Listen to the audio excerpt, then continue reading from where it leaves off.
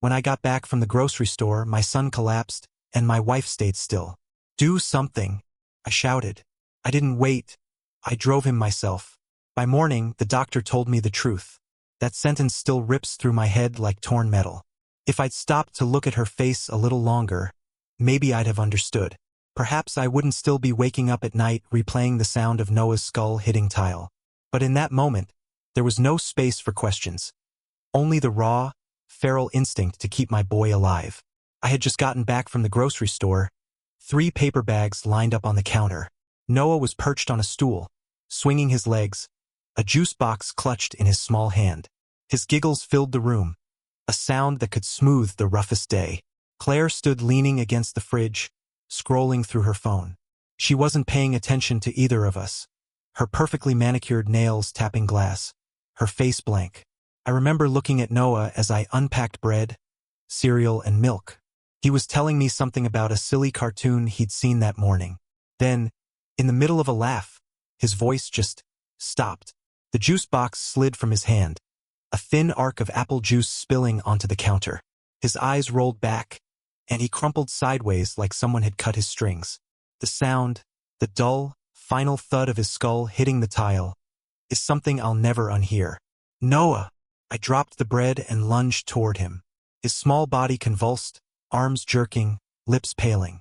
My heart slammed against my ribs. "Call 911. I shouted at Claire, my voice raw. She didn't move. At first, I thought she was frozen in shock, but her eyes were steady, fixed on Noah. Her hands hung limp at her sides. "Claire!" My voice cracked. "Do something." Her lips parted like she might speak, but nothing came out. I didn't have time to wait.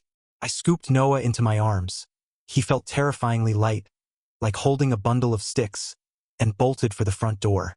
My keys were still in my pocket from the grocery run. I tore out of the driveway, tires screeching. My vision tunneled to the road ahead as I cut through traffic, ignoring lights, horns, everything. I could feel Noah's shallow breaths against my forearm, each one weaker than the last. The hospital's emergency entrance appeared like a lifeline. I screeched to a stop, leapt out with Noah in my arms, and shouted for help. 2 nurses rushed forward, guiding us inside. "What happened?" one asked as we moved down a hallway at a run. He collapsed. He was laughing and then, my words tangled in panic. "Any medical conditions? Allergies? Is he on medication?" My mouth opened and nothing came out. That was Claire's domain. She handled the pediatrician visits, the prescriptions, and the forms. My mind scrambled for answers and came up empty. They swept him behind a curtain, monitors beeping as a doctor barked orders. I stood there, shaking, the grocery store still a blur in my mind. Minutes dragged into something shapeless. I kept expecting Claire to burst through the ER doors, hair a mess, out of breath. Instead, 30 minutes later, she walked in like she'd just stepped out of a salon. Her hair was perfect, her blouse crisp, her expression calm. "What happened?" she asked, as though she hadn't been in the same house when it started. I stared at her. "Where were you?" "I had to get myself together," she said, avoiding my eyes. "You were panicking. They're asking about his medical history, things I don't know," I snapped. She finally stepped toward Noah's room, peeking in at him like he was a stranger. "I'll handle it," she said softly, and then disappeared inside. I stayed rooted in the hallway, my pulse still pounding, wondering, for the first time in our marriage, if the woman I trusted with my son's life had just shown me a side I'd never wanted to see. The hospital family room was all muted browns and harsh fluorescent light, the kind of place designed for waiting but not for resting. It was just past 6 in the morning, the sky outside still ink black, the air thick with the smell of stale coffee. From Noah's room down the hall came the faint, steady beeping of monitors. That sound should have been comforting. It wasn't. It was a metronome ticking away in a song I didn't understand yet. The door opened, and Dr. Patel stepped inside. He was in his 40s, glasses smudged, white coat slightly wrinkled from the night. His face was calm, but there was something in his eyes that made my stomach knot before he said a word. "Ryan," he began, motioning me to follow him into a quieter corner. "I wanted to speak with you privately." I followed, my hands shoved deep into my hoodie pocket, half afraid of what was coming. "We've stabilized Noah," Patel said, his tone careful, measured. "He's responsive now, but we ran toxicology as a precaution, and it showed something unexpected." A cold current ran down my spine. "What do you mean, unexpected?" "Your son ingested a dangerous amount of alprazolam," he said. "It's a prescription anti-anxiety medication. The level in his system was high enough to cause the seizure and collapse you witnessed." I blinked at him. The word didn't even sound real. "Alp what?" "Commonly known as Xanax," he clarified. "We gave him activated charcoal to absorb what we could, and he'll need monitoring for the next 24 hours, but he's out of immediate danger." I stared at him, struggling to line up the facts. "We don't have anything like that in the house." Patel glanced down at his clipboard. "The medication is prescribed to your wife, Claire." It felt like someone had pressed a hand into my chest. "No, she never told me she had anything like that." He looked at me steadily. "Could he have found it by accident? Perhaps in a handbag? A bathroom cabinet?" I opened my mouth to answer, but my mind had already gone elsewhere. Back to yesterday afternoon, to Claire leaning against the fridge, scrolling her phone, watching as Noah convulsed on the floor. That stillness, that calm, the absence of panic. I didn't realize I'd gone silent until Patel said gently, "Ryan." I forced myself to speak. "Noah's never had access to anything dangerous. I keep the cleaning products locked. Medicines are in the high cabinet. I didn't even know she had a prescription." He nodded slowly. "It's important we understand how he got the pills. The dosage suggests multiple tablets, not just one." "Multiple." I pressed my fingers against my temples. My pulse was hammering so hard I could feel it in my jaw. Patel gave my shoulder a brief, firm squeeze. "Talk to your wife. We'll need to know exactly what happened for our records." I found Claire in Noah's room, sitting beside his bed, stroking his hair. His eyes were half open now, groggy but alive. Relief and anger crashed into me at the same time, leaving me unsteady. "We need to talk," I said quietly. She looked up at me with the faintest flicker of annoyance before masking it with concern. "Of course. How's he doing?" "He's alive," I said. "Thanks to Dr. Patel. He told me what happened." Her hand stilled in Noah's hair. "What do you mean?" "The alprazolam in his system," I said, the word tasting bitter. "Your prescription." For a moment, just a split second, her eyes flickered. Then she sighed, leaning back in her chair. "He must have found them," she said. "I keep them in my nightstand. I was in the other room yesterday. I guess he wandered in." I stared at her. "Nightstand?" "In our bedroom." She nodded, her voice a shade too even. "They help me sleep sometimes. I didn't think he'd ever go in there." "You didn't think?" I cut myself off, lowering my voice. "Claire, these aren't vitamins. He took enough to drop an adult. And you were there when he collapsed. You didn't move." Her lips pressed into a thin line. "I didn't know what was happening. I was in shock." "No," I said, shaking my head. "You weren't in shock. You were calm. You were watching." She looked away, toward the foreline running into Noah's small arm. "You're upset, and you're looking for someone to blame," she said. "It was an accident, Ryan. That's all." But as she spoke, I noticed something. The way her gaze darted to the floor between sentences, the way her breathing stayed slow and steady. It wasn't the erratic guilt of someone who'd made a mistake. It was something else, something rehearsed. I stayed in the room until Noah drifted back to sleep, the beeping from the monitor the only sound between us. Every so often, Claire would adjust his blanket, her movements careful, deliberate. But in my head, Dr. Patel's words kept replaying, multiple tablets. This wasn't just a careless child getting into the wrong cabinet. This was something that required intent, access, opportunity, and I was starting to realize that whatever had happened in our kitchen yesterday afternoon, it might not have been the beginning. It might have been the middle of something much, much worse. The first morning back home after Noah's release, I watched him sleep longer than I probably should have, just to make sure his chest kept rising and falling. The doctors said the medication was out of his system now, but that didn't erase the memory of him lying limp in my arms. Claire moved around the kitchen as if the last 3 days had been nothing more than a mild inconvenience. She was humming while making coffee, The same tune she always did. Like we were back to normal. We weren't. I started small, quiet, observing. The first thing I checked was the nightstand where she claimed she'd kept the pills. The child lock on the cabinet door was snapped clean through. Not bent or worn, but broken. That meant either she'd known it was already useless, or someone had deliberately forced it.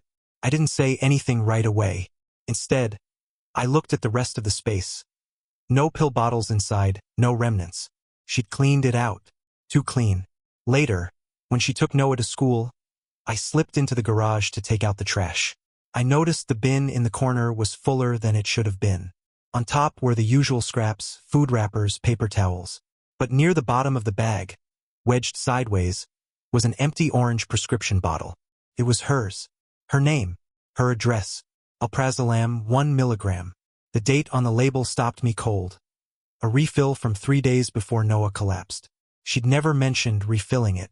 She'd never even mentioned having it until the hospital. And now the bottle was empty. I slid it into my jacket pocket before she came home. 2 days later, I was in the driveway unloading groceries when Mrs. Alden, our neighbor from 2 houses down, wandered over. She's the kind of woman who thrives on knowing what everyone else is doing, which made me instantly wary. "Hope Noah's doing better," she said with that half-smile people use when they want more information than they're giving. "He is," I said.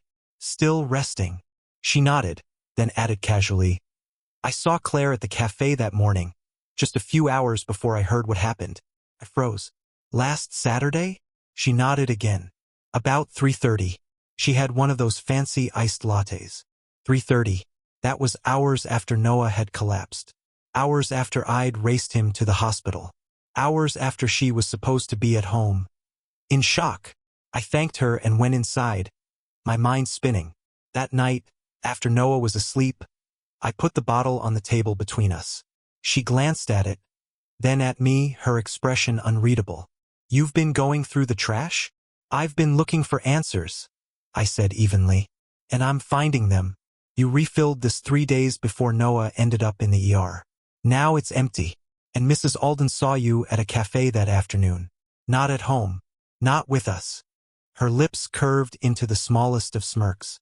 "You're connecting dots that aren't there. You're stressed, Ryan. We both are." "That's not an answer." She leaned back in her chair, crossing her arms.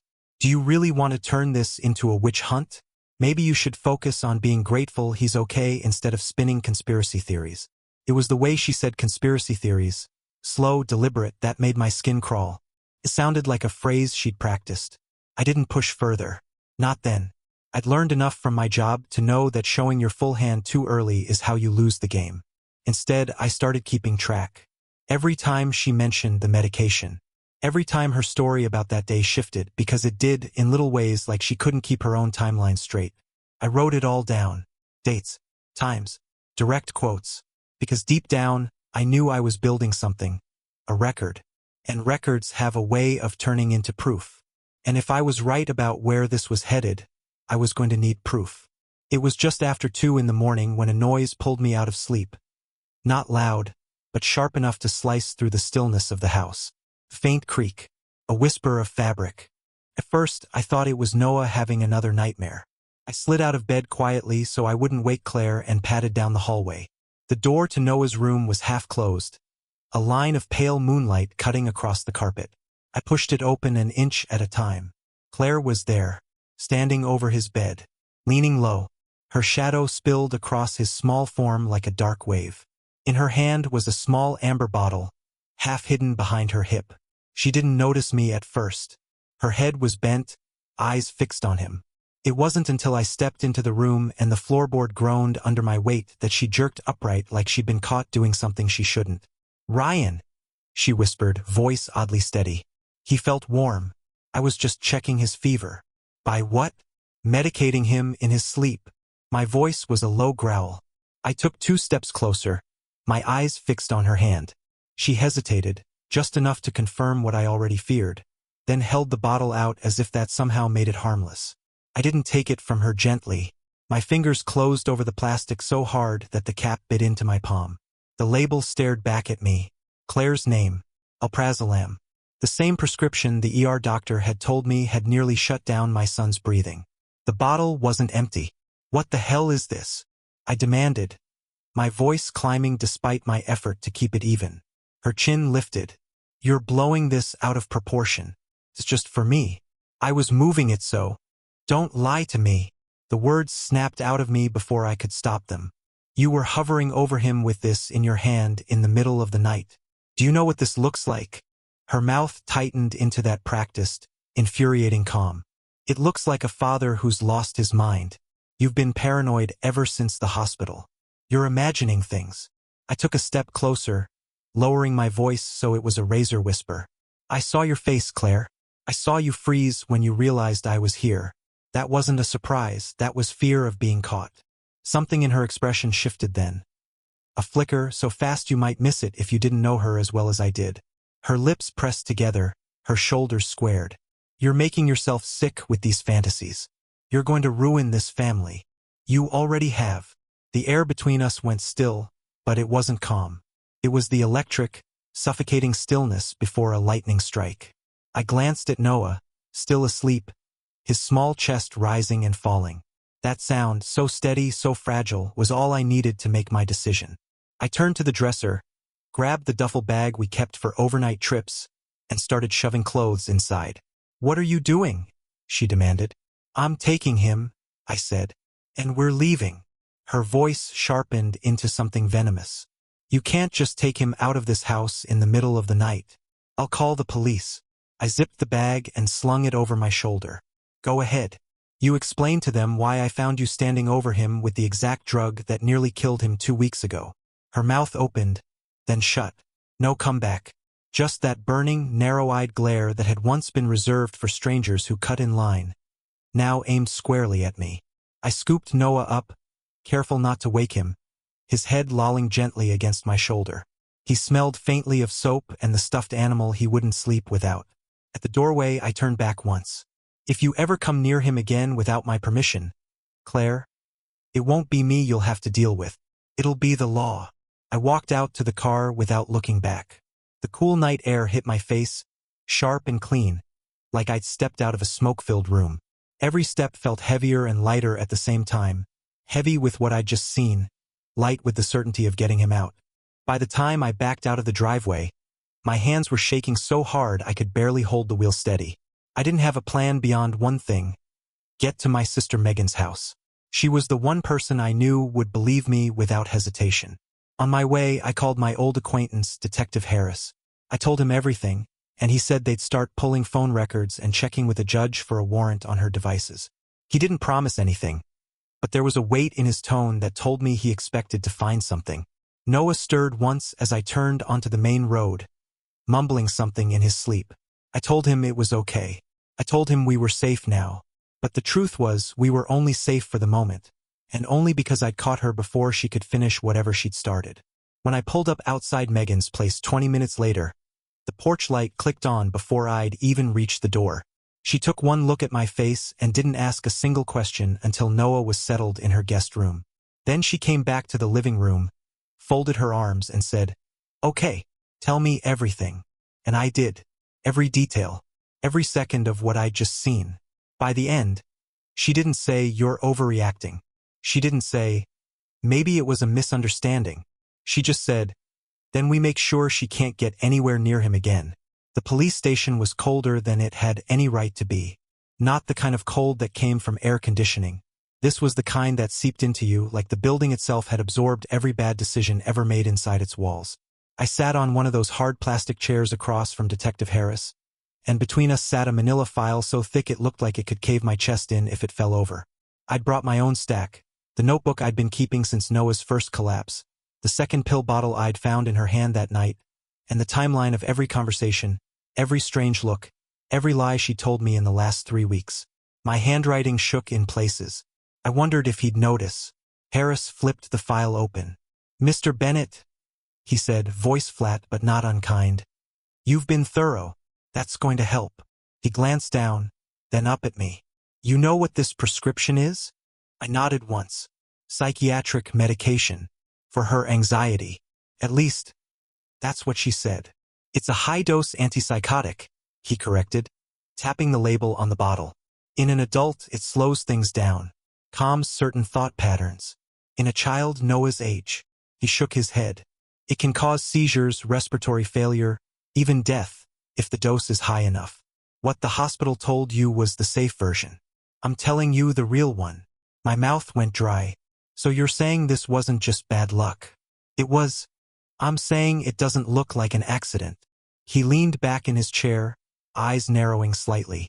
We pulled her phone records. I wanted you to hear this from me before you see it in a report.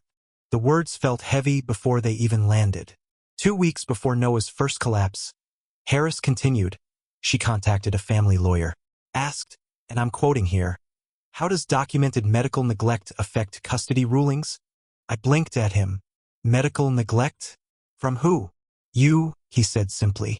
I laughed once, sharp and humorless. You've got to be kidding me. She didn't stop there. Harris went on, ignoring my outburst. We got a warrant for her laptop. Search history includes emergency custody petition, evidence of parental neglect, and what happens if a child collapses at school. The room felt smaller. My fingertips pressed into my knees until they hurt. There's more. Harris slid a sheet toward me, bank statements. She's 3 months behind on her credit cards, 2 on her car, and she's been in contact with a guy named Frank. I looked up sharply. Frank? As in her old friend Frank. Same one, Harris confirmed. Text messages show she told him she'd get the house back soon, once she had custody. My head spun. The house is mine. I bought it after we split. She never let it go, apparently. He folded his hands. Mr. Bennett, when I put this all together, I don't see a careless mom who left her pills out. I see someone manufacturing emergencies to make you look like an unfit parent, either to win full custody outright or to force you into financial dependence. I sat back, the plastic chair creaking beneath me. My pulse was in my ears, drowning out the faint sound of the front desk phones. I knew she was calculated, I said finally, my voice quieter than I expected. I didn't know she was willing to gamble with his life. Harris didn't answer right away. He just studied me, his gaze steady but not pitying. If the DA runs with this, he said, she's looking at attempted child endangerment. Maybe worse. My hands curled into fists on my knees. I thought about Noah's laugh, about his tiny hand gripping mine in the hospital bed, about the way Claire had stood there in the kitchen, watching him turn pale. And for the first time since this started, I wasn't just afraid. I was ready. The courtroom smelled faintly of old paper and furniture polish. A sterile stage for the ugliest moments in people's lives. 3 weeks had passed since I'd sat in that police station, listening to Harris lay out the truth like a surgeon exposing rot. Now here we were, the final act. Claire sat at the defendant's table in a soft blue dress, her hair arranged in loose waves. She looked like she was about to step into a brunch, not a custody hearing with her freedom on the line. Her attorney leaned in, whispering something, and she gave that faint smile. The one I'd seen her use on waiters, neighbors, strangers she wanted to charm. The judge entered, and we all rose. Claire's gaze flicked to me briefly, like she was checking if I'd flinch. I didn't. Her attorney opened with practiced sympathy. Your Honor, this was a tragic accident, he began. Mrs. Bennett has been unfairly portrayed as a villain by a husband seeking to punish her for unrelated marital issues. There was no intent to harm their son. Only a mother's heartbreak at an unforeseen event. I clenched my jaw. Even his tone felt rehearsed. Dr. Patel was called first. The overhead lights gleamed off his glasses as he took the stand. His voice was calm, clinical. Noah Bennett's blood work showed a concentration of clozapine far exceeding any possibility of accidental ingestion. For a child his age, this level is consistent with a deliberate dose, one that could cause seizures, respiratory depression, even death. Claire's smile didn't falter, but her eyes narrowed slightly, like she was willing him to stop talking. Next came Mrs. King, my neighbor. She clutched her handbag like it might float her above the tension in the room. I saw Claire that afternoon, she testified. She was sitting outside the corner cafe, alone, drinking coffee. It was around 3 o'clock. I remember because I was picking up my grandson. Ryan's car wasn't there, and I assumed Noah was at school. But then, She glanced at me. Then I heard what happened later. Her words gutted Claire's carefully crafted alibi. Then Detective Harris took the stand, file in hand. He laid it out without flinching. The search history about custody petitions, the texts to a family lawyer asking about medical neglect, the bank records showing she was drowning in debt. Based on the totality of the evidence, he said, his voice even but unyielding, we believe Mrs. Bennett engaged in a pattern of deliberate harm with the intent to make Mr. Bennett appear unfit for custody, thereby securing both the child and the marital home for herself. The phrase hung in the air like a noose. I saw it then, the crack in her armor, a twitch at the corner of her mouth, a faint tremor in the hand gripping her water glass. When Harris mentioned the text to Frank, "I'll get the house back soon," her composure wavered completely. She shifted in her seat, eyes darting between her attorney and the judge, as if silently demanding someone fix this. Finally, my documentation was entered into evidence. Weeks of notes, the refill date on that second bottle, the label still bearing her name. The evidence table between us felt like a wall she couldn't climb.